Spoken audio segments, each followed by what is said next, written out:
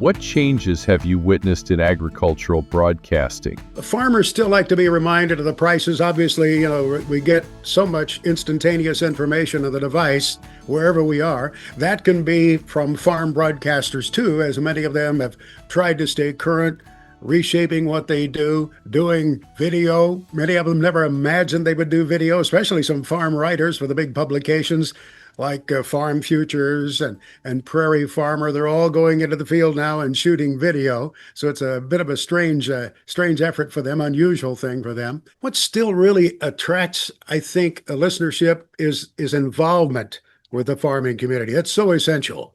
And Orion and I traveled extensively. We said we could never have been farm broadcasters staying in Chicago all of the time. So we would speak at meetings. We both worked with speakers' bureaus.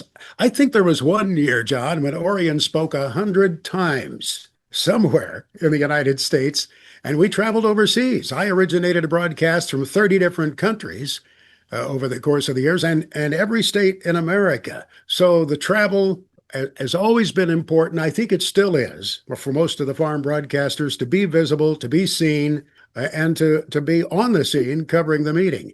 So I guess that hasn't changed, but the convenience, the ability to just take the device and do an interview on the spot. When I was doing reports at WGN, they wanted me in the building. They wanted me right there. So you would interact with the personalities. That was a big part of it. GN was a personality radio station, they called it back in those days.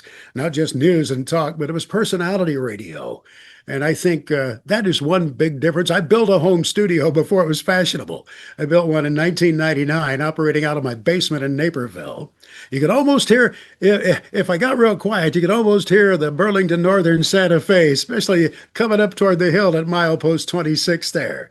But it was great to be able to get out of the building downtown, be able to maybe do the early reports at the station, but then to do things remote, which I think extended my life, just to be able to be home more, to see the family more.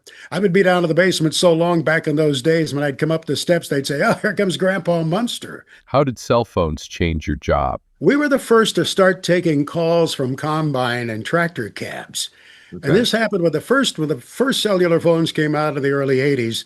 Some of my friends in DeKalb County and Kane County in northern Illinois, some of those progressive operators who are still there back in those days were getting the cell phones. Orion and I got two of the first ones. I remember they mounted them in the car on the hump and put the antenna on the trunk lid. I think they were, each unit was $4,000 a piece or something like that. But I said, why don't we start to try to take calls the way the rest of the guys do on the air, take calls from the people in the field. And it was just great. It was one of those things that people in the city loved, hearing the farmer in the cab. In one instance, I was talking to the lady in the seat, and I said, "Wait a minute, do I hear a child in the background?" And yes, she had the infant down there on the floor in the cab when the cabs were much smaller and when there was no auto steer on those combines. We had one guy who called in who was a full-time an American Airlines pilot, but he farmed with his brother along the Illinois-Wisconsin state line.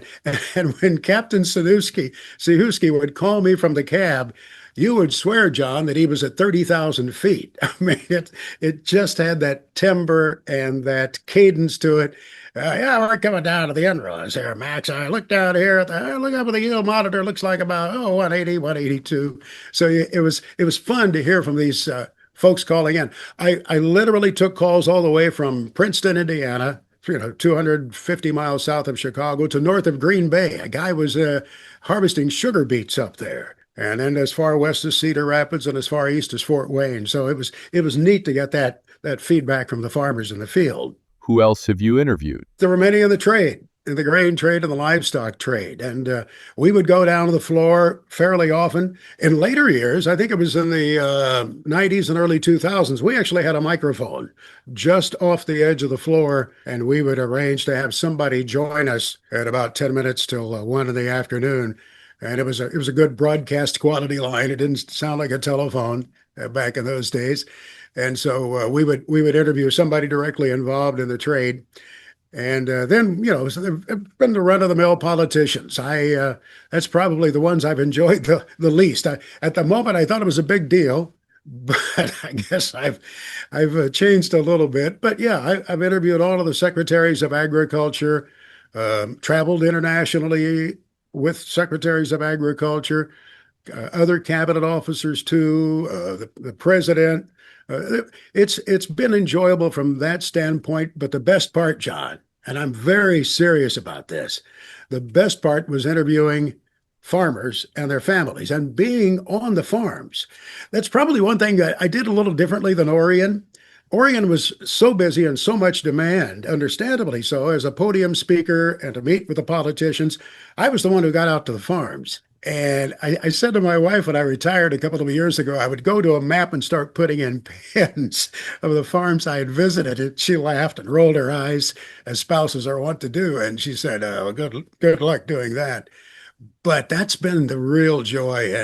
And I can go to the map and look at a town and say, "Oh yeah, that's where I visited Raleigh Moore's place," or yeah, I was down there one stormy night and the headlights went out. And just, I mean, all over the Corn Belt, there are these places where you've not just met them, but you've learned from them and gained such an appreciation for their work ethic, their depth of knowledge, their hunger for more knowledge.